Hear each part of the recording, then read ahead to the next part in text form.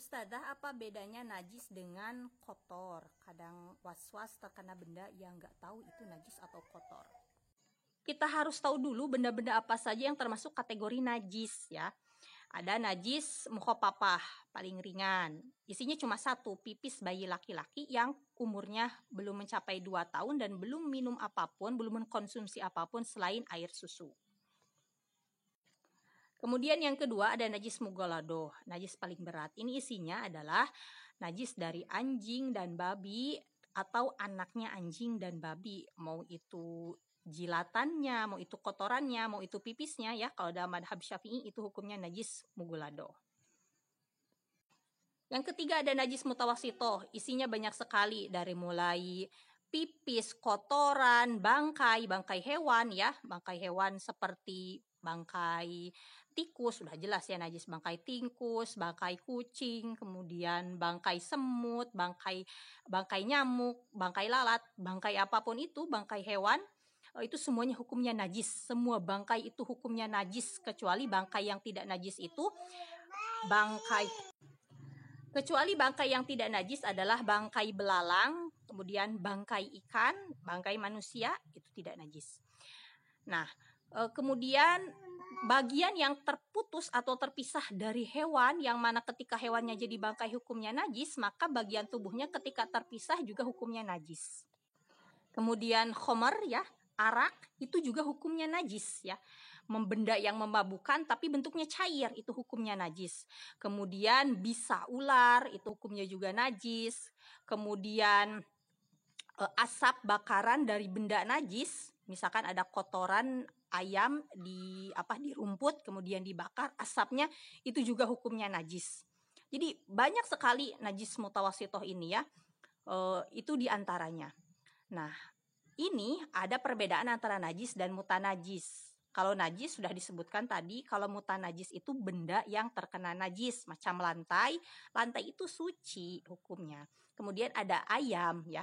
Ayam misalkan buang air besar di lantai, ada yang ayamnya, maka lantai jadi mutanajis. Maka sucikanlah lantainya gitu. Caranya karena diguyur langsung nggak mungkin karena ini di lantai, maka ambil tisu, buang air najisnya biar jadi hukmiyah dulu. Setelah jadi hukmiyah, cukup alirkan air ke bekas tai ayamnya, maka cukup jadi suci.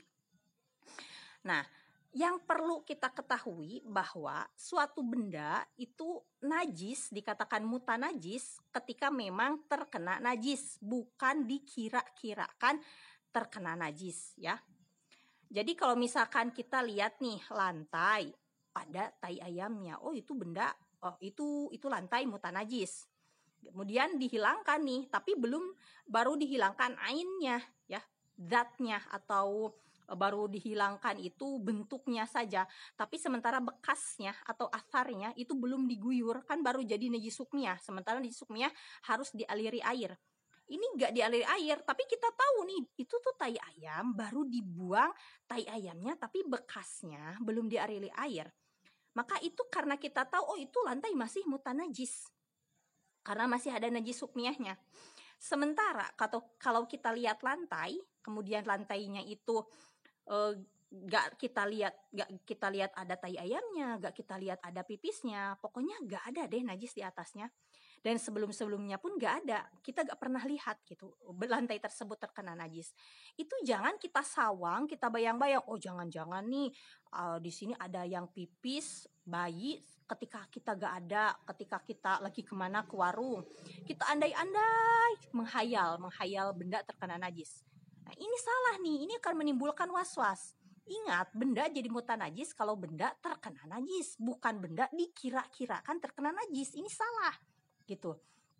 Kemudian pakaian kita suci, kemudian kena pipis nih dari anak kita, berarti pakaian kita jadi mutanajis.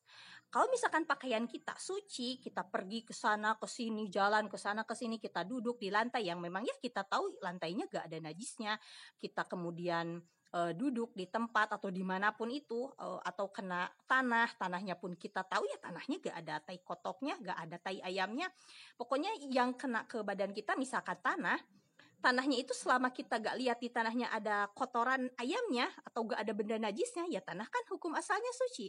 Kena ke baju, ya bajunya ya tetap suci karena terkena tanah yang hukumnya suci. Jadi bukan serta-merta karena kotor nih, kena tanah, langsung dihukumi mutanajis. Enggak gitu.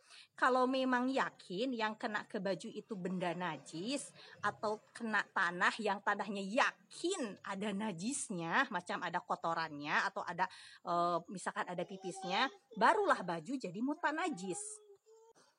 Tapi selama kita tak tahu, nggak tahu nih entah ada najisnya atau tidak, ya berarti hukumnya suci.